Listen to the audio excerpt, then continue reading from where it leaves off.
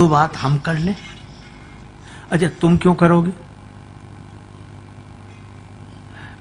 प्रभु जो जिस भाषा का जानकार हो उससे उस भाषा में बात करने में सुविधा रहती है।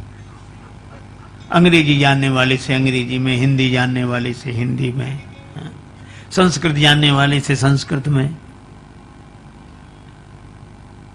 अच्छा जानकारी ना हो। और एक सज्जन बड़े विचित्र थे, उन्हें अंग्रेजी का बिल्कुल ज्ञान नहीं था, पर उन्हें 3-4 शब्द याद कर लिए थे। वो वही शब्द बोलते, 4 शब्द बस, yes, no, very good, thank you, और अर्थ किसी का पता नहीं। और गांव में अपना मस्त yes, no, very good, thank you.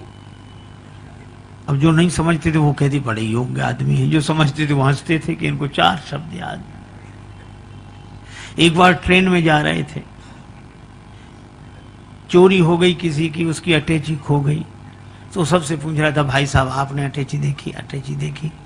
तब तक वही मिल गए, बोले भाई साहब आपने अटैची देखी? उन्होंने सोचा अंग्रेजी बोलने का मौका अच्छा है, सो बोले यस।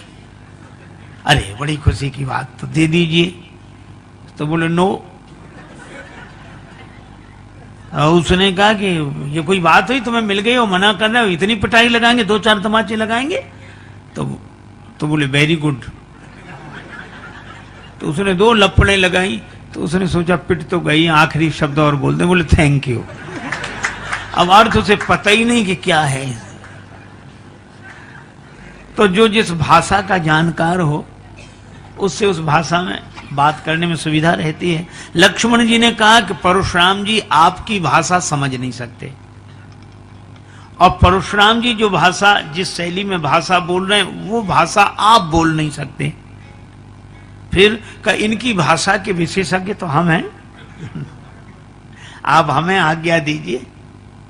राम जी मुस्कुरा कर रह गए।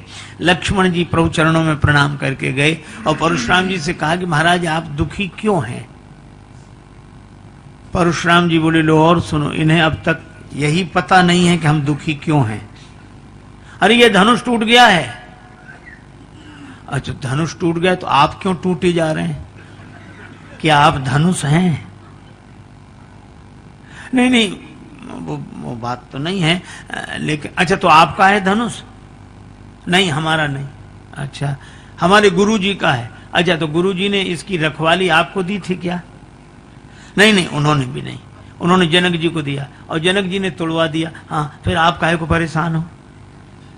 परशुराम जी सोचने लगे कि बाल कह तो ठीक रहा है, हमारा धनुष है नहीं, और हम धनुष के टूटने से इतने दुखी क्यों? कई बार आपको ऐसे लोग मिलेंगे, हम लोगों को तो प्राय मिलते हैं, कहते महाराज हम बहुत परेशान हैं, बहुत परेशान हैं महाराज, हम बहुत परेशान। उनसे पूछो क्यों परेशान हो, तो कहते हमें खुद समझ में नहीं आता कि हम क्यों परेशान हैं। अच्छा बोलो समझ में आ जाए तो आधी से ज्यादा परेशानी क्यों हो जाए, पर उन्हें समझ ही नहीं आता। रोगी पीड़ा का अनुभव करता है पर रोग कौन सा है ये तो वैद्य बताते हैं। लक्ष्मण जी जीवाचार्य हैं।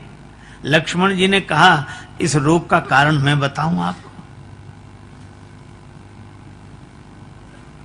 परशुराम जी ने कहा नहीं मैं धनुष टूटने से दुखी हुआ हूं। लक्ष्मण जी ने कहा हमने बचपन में बहुत से धनुष तोड़े, तब तो आप नाराज होते हुए आए नहीं, इसी धनुष पर क्यों? देखो बड़ा सुंदर संकेत है, इसको बोलते हैं आसक्ति। इसका नाम है आसक्ति। ये कभी भी आ सकती, कैसे भी आ सकती, कहीं से भी आ सकती, बल्कि आसानी से आ सकती, मुश्किल से जा सकती। ये ममता, इस धनुष से आपकी ममता है ना? अच्छा देखो हम लोग अखबार पढ़ते हैं सवेरे सवेरे, उसी समय जलपान करते हैं, चाय लेते हैं, 2-4 मित्र इकट्ठे होकर चाय पी रहे, अखबार पढ़ रहे, अरे ट्रेन दुर्घटना, कितने 50 आदमी मर गए। अरे ज्यादा मरे होंगे, अखबार में कम छापते हैं। अब 50 मर गए, कम छापते, ज्यादा मरे होंगे, कम से कम 100-200 आदमी मरे होंगे। आपने चाय नहीं ली, अब 100-200 मर गए, अच्छा, दुख हुआ क्या कि थोड़ी देर मौन रहते या आंसू आ जाते? नहीं नहीं, तब तक अरे अभी भूकंप आया तो उसमें हजारों मर गए थे। कोई आप बिस्कुट लो, हजारों मर गए, बिस्कुट ले। 200 बता रहे हैं, ज्यादा कम से कम 500 मरे होंगे, आप नमकीन लो, चाय ले। अच्छा बोलो, ऐसी बातें करते कि नहीं? हमें बिल्कुल ऐसे आराम से पढ़ते रहते हैं। अच्छा, वही आदमी आप सोचो, अगर अपना परिचित बेटा या कोई प्रियजन बीमार हो, अस्पताल ले गए हो, रात को बहुत दिन के 2 बज गए, पानी तक नहीं पिया, और कोई कहता अब डॉक्टरों ने कंट्रोल कर लिया, अब कोई खतरा नहीं है, अब ऐसे, अब आपने सवेरे से कुछ खाया पिया नहीं, कुछ खा लो, तो रोकर कहेंगे तुम्हें खाने पीने की पड़ी, हमें पानी पीने तक का मन नहीं है, पहले बताओ कैसे? 1000 मर गए तब कुछ नहीं, 500 मर गए तब कुछ नहीं, एक तो बीमार ही है, अभी कुछ नहीं हुआ उसे।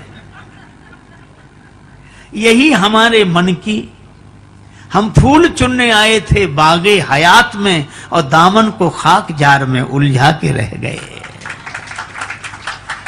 यही हमारी ममता है।